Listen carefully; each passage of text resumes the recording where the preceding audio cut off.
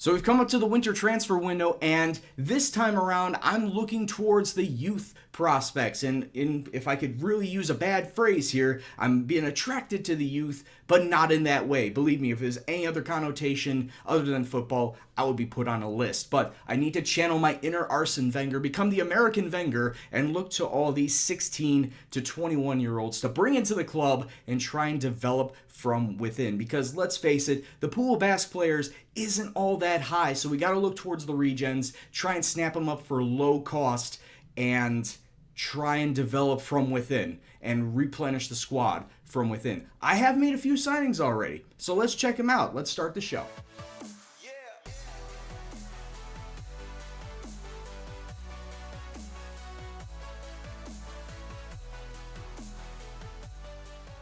What's up, peoples? It's Gendo here, and welcome back to the Basque Boys. As always, if you are still enjoying the series, please do go ahead and drop a like. Now, today we got ourselves the monumental task of taking on Barcelona. It had to happen, but also the reason why I chose Barcelona is because the next match after it is the Copa del Rey 5th round match versus Celta Vigo. It's the second leg, and it is pretty important to get through to the quarterfinals. That's what the board wants. But anyway, before we get to that, we got matches, and as I said in the opening, we have a few youth transfers coming in. And the first of two that I have fully signed into the club is Ruben Martinez. We brought him in from Sporting Gijón's B team for a fee of €500,000. He's 16 years old, and he looks to be a competent winger for the future at 16. 12 dribbling, 12 first touch, 13 technique. I like his pace already, 13 there and a 15 acceleration.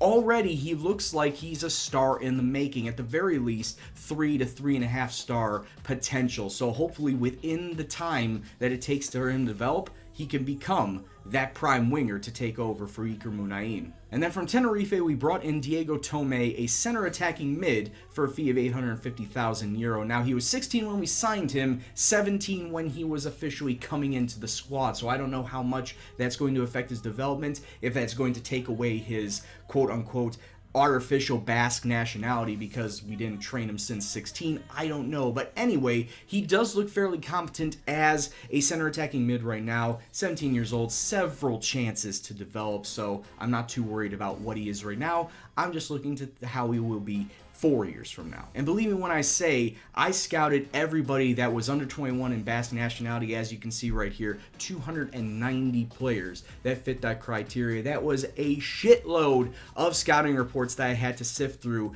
Not a lot of them were good.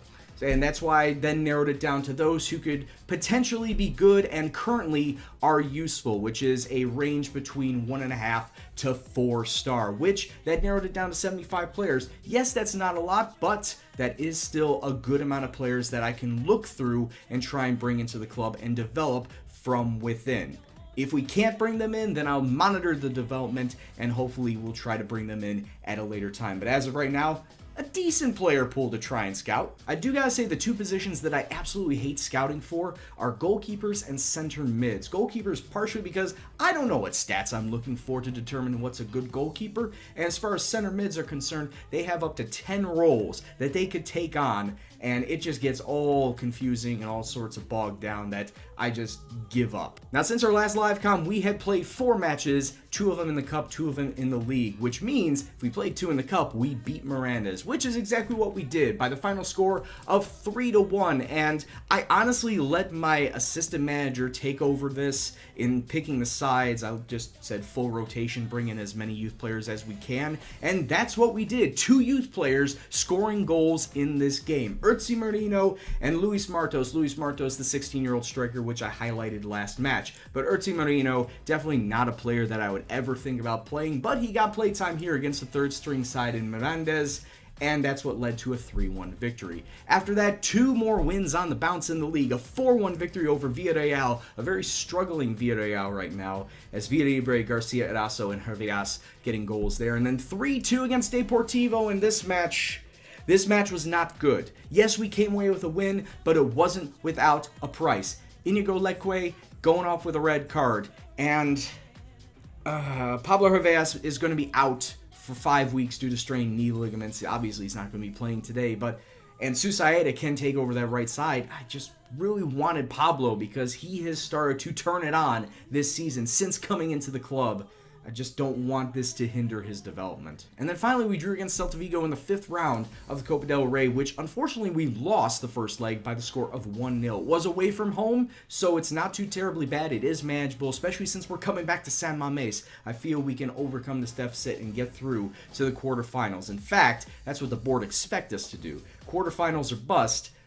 I just feel like all these missed opportunities, whether it's in the cup, in the continental competitions, in the league, if we keep missing, the board is more than likely going to fire us down the road. So we got to do our best to not screw up, really. And getting those 2 wins in the league gets us into 3rd place now. After 18 matches, we got 42 points. We're a point behind Barca, 2 points behind Real, and 2 points ahead of Atletico Madrid. But I feel like against Barcelona today, a loss is on the cards. So halfway through, we might see ourselves down into 4th place. But hey, 4th place halfway through the season is fine and dandy. It's something I'll take. So today versus Barcelona, we're not using the 4-2-3-1 because I feel they will eviscerate us if we use that formation, probably to the tune of 5-0 or something. So we're going to use the 4-3-3 with a flat 3 in the middle of the park just to try and stifle their attacks at least somewhat. So this is how we're going to line up today. Ruffier is going to be in net.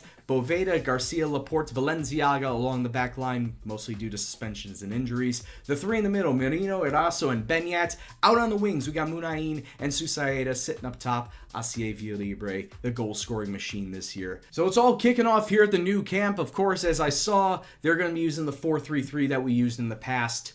We, just like I said, need to try and stifle their attacks. MSN can hit us at any time. Horrible pass from Ter Stegen. Villalibre coming forward. Oh man, he took a wild-ass shot. He had the chance. Benyat up to Villalibre. Tried to get it through to Villalibre. Neymar to Willian. Willian on the ball. Gets it inside to Rakitic. Rakitic. Suarez to Messi. Oh, it's an own goal. Boveda puts it into the back of his own net. And they're somehow giving it to Suarez. It looked like it bounced off Boveda, but fact of the matter is, it's Barca 1, Athletic 0. Never underestimate Messi either up front or out on the wings. He will beat you either way, and this time around, drawing the defense away from Suarez. Actually, Boveda bounced it off of Suarez. He tried to clear it, I guess, but it bounced off Suarez, and that's why he's credited with it. And that was a quick first half, to be honest with you. Not a lot of highlights, and it's still only 1-0 to Barcelona. At the same time, we've not had a lot of the ball. We've not had a lot of shots. They are doing very well to stifle any sort of attack that we are putting forth. I told them that they could do a lot better, and some of them just don't look very arsed. So not very happy about that. So second 45, I'm actually going to switch from control to counter, and let's see how we do. Because of the fact the ball's not getting up to our forward 3, they have absolutely shit 4 ratings, as you can clearly see. Susaeta and Munain on 6.5s, Villalibre on a 6.2, and then Neymar coming through. It's a good clearance away, but not good enough, especially when Barcelona can hit you from anywhere. We're trying to close down these players. I don't know if we're trying to close them down too much, but it's just not working. Willian almost went free, takes a shot, and it's nicely saved by Ruffier. Just about 15 minutes left, still nothing in this match. The defense on both sides has been very well stifling. Barcelona now looking to play very, very defensive, not trying to get anybody or any attack past them. And with 5 minutes left, I need to do something. It's pushed up to attack. Time is running out. It's been all Barcelona throughout this entire match, and they're going to come away 1-0 victors. Hey, like I said, swapping out of that 4-2-3-1, I knew we were going to get demolished 5-0. At least we negated most of the ass-whooping, and it was only a 1-0 loss. We still had that chance. We still had the chance to get points versus Barcelona, but ultimately it fell short. Can't fault the boys, though. They did try.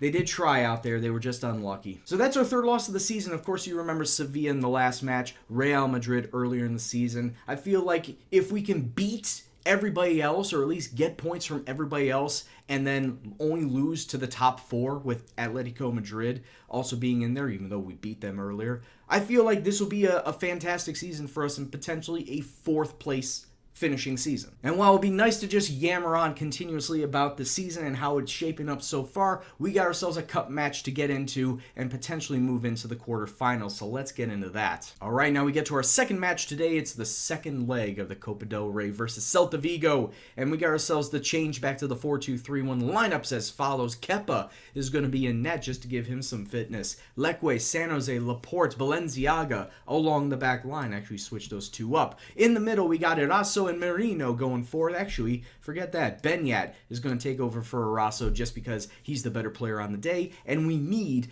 every single good player to get us through. The three attacking mids, Susaeta, Raul Garcia, Iker Muniain, and of course, Villalibre sitting up front. It's only a 1-goal deficit.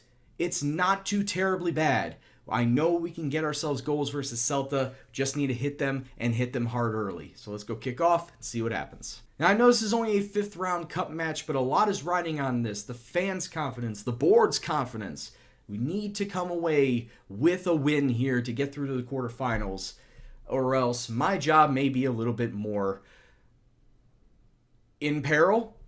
Benyat with a free kick, top of the box. The goalkeeper got a hand to it, couldn't keep it out. It's 1-0, boys. Let's go. Had that stutter pause in what I was talking about earlier just because I wanted to see what this free kick was what it was doing. Benyat hits the wall, hits the goalkeeper's hand just inside the net.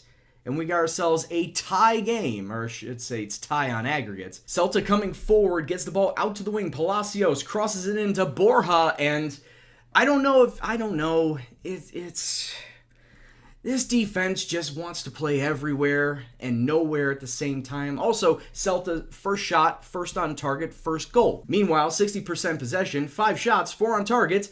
Villalibre has just picked up a bruised jaw. He's going to stay out there. No way in hell is he coming off. Ball inside, Laporte to Merino.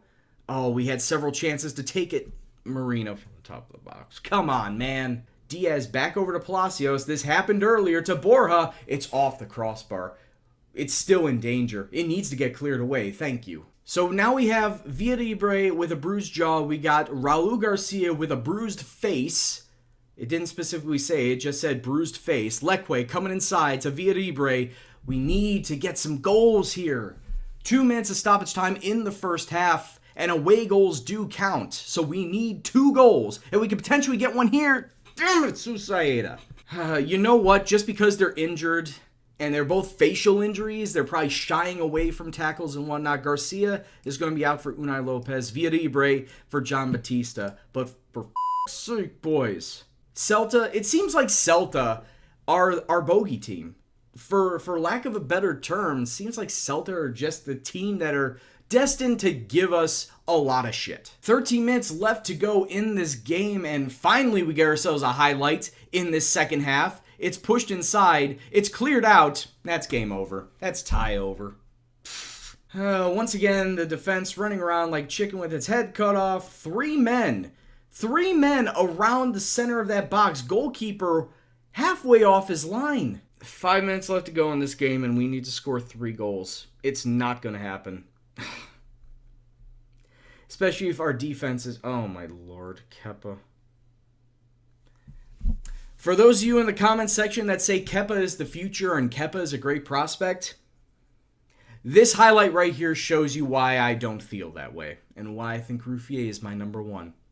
So once again, we are out of the Copa del Rey before the quarterfinals. Susaeta coming through, gets around 2 men. Leque somehow keeps it in.